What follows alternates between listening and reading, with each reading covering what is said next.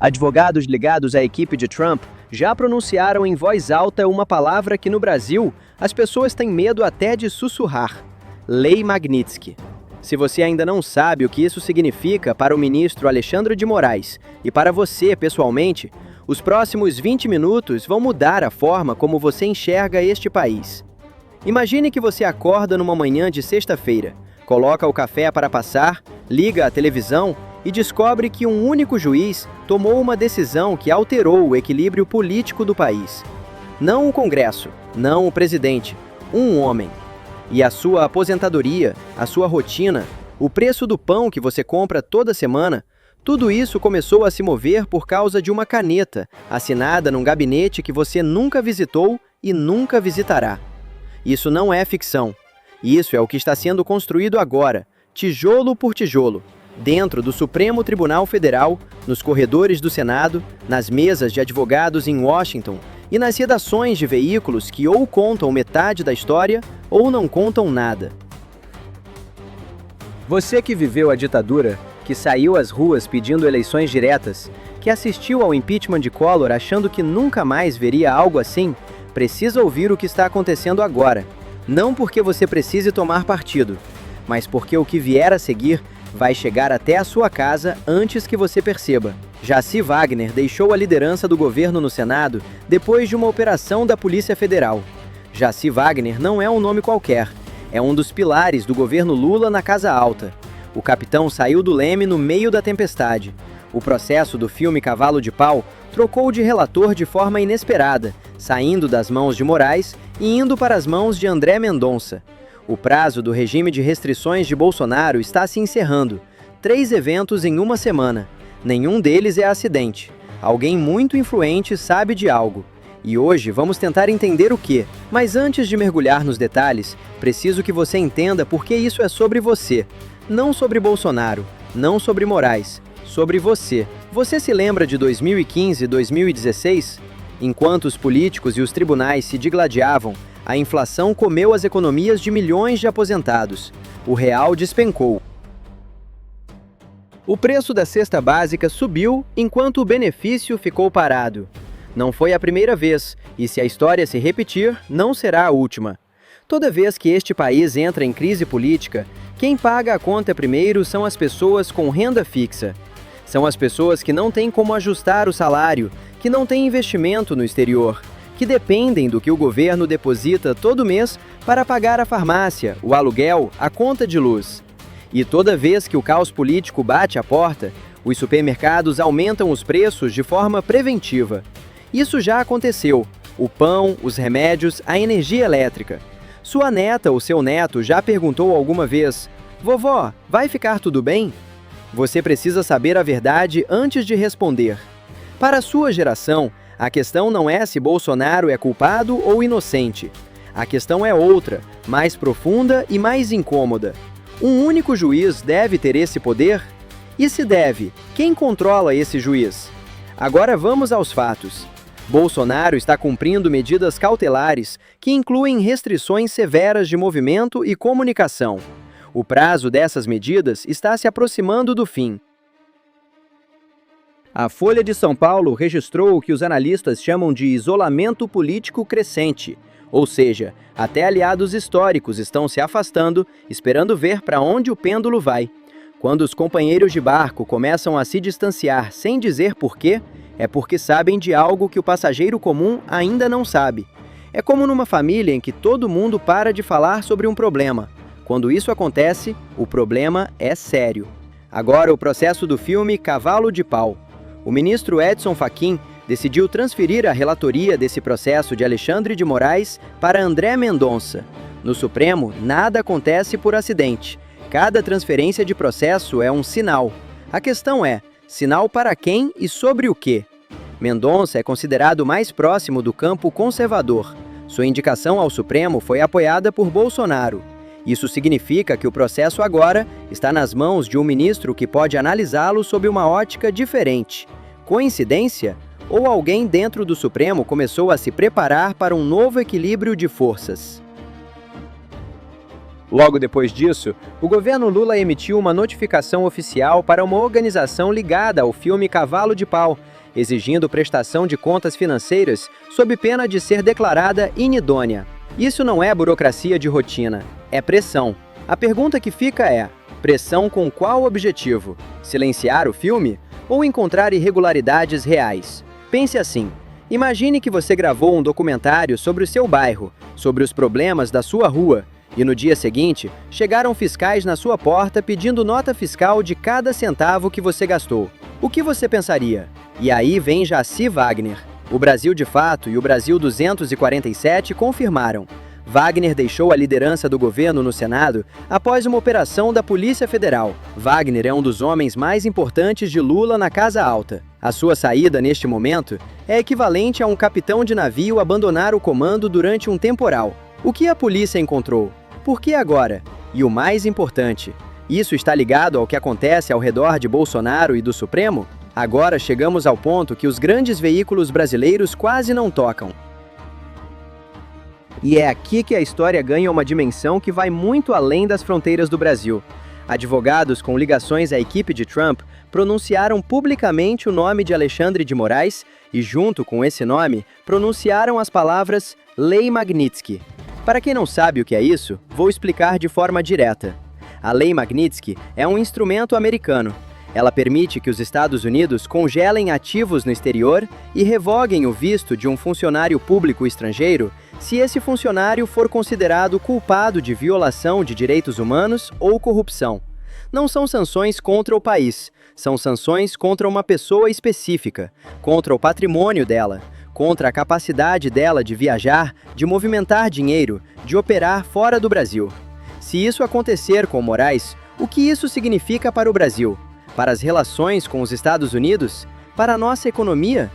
Essa não é uma pergunta retórica. É uma pergunta que merece uma resposta honesta. E a resposta honesta é que ninguém sabe ao certo. E é exatamente essa incerteza que assusta. Há canais digitais com milhões de visualizações que estão impulsionando a narrativa do congelamento de ativos e da revogação do visto de Moraes. Esses vídeos acumulam centenas de milhares de visualizações em questão de horas. Isso significa que uma parcela enorme de brasileiros quer acreditar nessa versão. Mas precisamos nos fazer uma pergunta incômoda. Isso é uma ameaça real ou é um jogo político? E quem se beneficia se você acreditar nisso sem questionar? Não estou dizendo que é mentira. Estou dizendo que entre o possível e o confirmado existe um espaço onde a manipulação vive muito bem. E o seu voto, a sua opinião, a sua visão de mundo valem demais para serem capturados por uma narrativa que ainda não tem confirmação definitiva. Voltemos à transferência do processo Cavalo de Pau. Fachin tomou essa decisão no momento em que a pressão internacional sobre Moraes estava crescendo. Casual? Ou o Supremo está redistribuindo processos, pressentindo uma mudança no equilíbrio de forças? Existem 3 explicações possíveis e nenhuma delas pode ser descartada agora. A primeira é uma rotação processual legítima, sem nenhuma intenção política, apenas uma questão de distribuição de carga de trabalho entre os ministros. A segunda é um sinal para Moraes de que a sua influência dentro do próprio Supremo está começando a diminuir, que os colegas estão se movendo para criar distância. A terceira é um movimento de proteção institucional, uma tentativa de separar o tribunal como instituição da figura de um único ministro, para que, se a tempestade vier, o Supremo não afunde junto. Qual das 3 é verdadeira? Vamos descobrir pelo que acontecer nas próximas semanas. E é exatamente por isso que as próximas semanas são críticas. Mas independentemente de quem ganhe esse jogo lá em cima, quem vai pagar a conta é você. Vamos falar sobre isso agora. O real brasileiro é sensível a notícias políticas. Isso não é teoria, é história documentada. Em 2018, quando os tribunais prenderam Lula, o mercado reagiu em questão de horas. Em 2016, durante o impeachment de Dilma, a inflação bateu nos preços dos alimentos antes mesmo da votação final acontecer.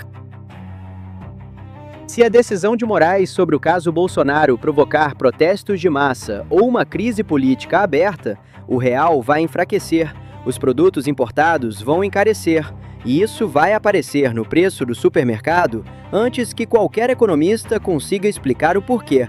Sua aposentadoria vai continuar sendo o mesmo valor depositado na conta, mas o pão, os remédios, a conta de luz vão custar mais. Isso tem um nome técnico: desvalorização silenciosa, e ela não aparece em nenhum decreto, não é anunciada em nenhum programa de televisão. Ela simplesmente acontece, devagar, e você só percebe quando chega no caixa. Agora o cenário das sanções. Se os advogados ligados a Trump realmente conseguirem aplicar a Lei Magnitsky a Moraes, isso criará uma crise diplomática entre o Brasil e os Estados Unidos. O que isso significa para você? Investidores americanos vão começar a sair do mercado brasileiro, ou, no mínimo, vão congelar decisões enquanto esperam ver o que acontece. Isso significa empregos, isso significa o câmbio do dólar, isso significa o preço de tudo que o Brasil importa. Você acha que isso está longe de você? Pergunte para os seus filhos onde eles compram eletrodomésticos. Pergunte onde é fabricada metade dos remédios que você toma todo dia. A resposta vai surpreender você. E existe o terceiro cenário, o das ruas. Se Bolsonaro sair das medidas cautelares ou se receber novas restrições ainda mais severas, os seus apoiadores vão às ruas. Já vimos isso. 8 de janeiro de 2023. Carros em chamas, prédios públicos destruídos, o coração de Brasília em caos. Para um aposentado que vive numa cidade grande, isso não é abstração. São bancos fechados, são ruas bloqueadas, são ônibus cancelados. É o medo de sair de casa para uma consulta médica e não conseguir voltar. Sua filha não consegue te buscar no médico porque o centro da cidade está tomado por manifestantes. Isso já foi a nossa realidade e pode voltar a ser. Mas existem outros cenários. Existe um caminho em que as coisas mudam para melhor e existe um em que mudam para pior. Vamos olhar para os dois. Se Moraes decidir endurecer as restrições sobre Bolsonaro, isso vai ser lido pelos apoiadores dele como perseguição política. Isso mobiliza a base. Isso dá à oposição uma narrativa que vai durar meses. Isso fortalece a posição de quem argumenta que o judiciário brasileiro está sendo usado como um instrumento político e, ao mesmo tempo, enfraquece a narrativa do governo Lula de que as instituições estão funcionando de forma independente. Você concorda com essa leitura? Ou acha que a independência do judiciário precisa ser protegida a qualquer custo, mesmo que isso gere conflito? Essa é uma das perguntas mais difíceis da democracia brasileira hoje, e não existe resposta fácil. Se Moraes recuar, se as medidas forem suavizadas ou encerradas, isso vai ser lido como uma vitória política de Bolsonaro e de quem fez pressão internacional. Isso vai alimentar a narrativa de que o Brasil cedeu à pressão de Washington.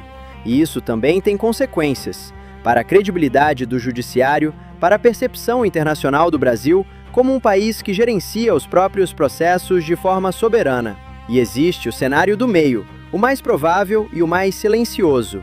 Nada muda de forma dramática. As coisas continuam se movendo lentamente. Os processos avançam nos tribunais sem grandes declarações. E o Brasil fica preso nessa tensão por mais meses, talvez anos. Esse cenário não tem manchete. Mas tem consequências.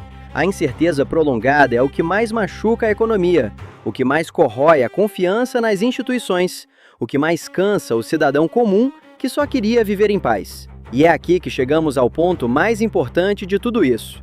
Independentemente de qual cenário se confirmar, existe uma pergunta que cada brasileiro precisa se fazer.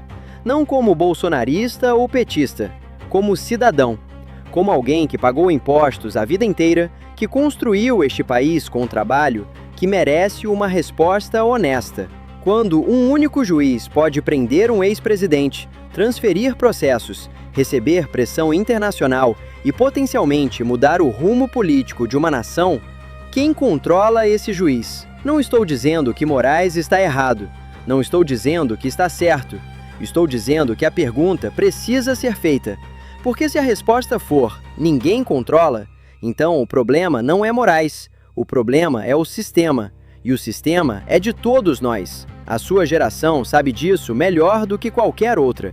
Vocês viveram num país onde um grupo pequeno tomava decisões que afetavam a vida de todos, sem prestar contas a ninguém. Vocês foram às ruas para mudar isso. Vocês acreditaram na Constituição de 88 como uma promessa de que nunca mais seria assim. Então a pergunta que fica, a que não tem resposta fácil e que merece ser pensada com calma, é esta: o que está acontecendo agora? Se parece mais com a proteção daquela promessa ou com a repetição daquele passado que vocês tanto lutaram para deixar para trás? Não precisa responder agora, mas vale pensar, e vale conversar com quem você confia, porque as próximas semanas vou exigir que cada brasileiro tenha uma opinião formada, não importa de qual lado você esteja.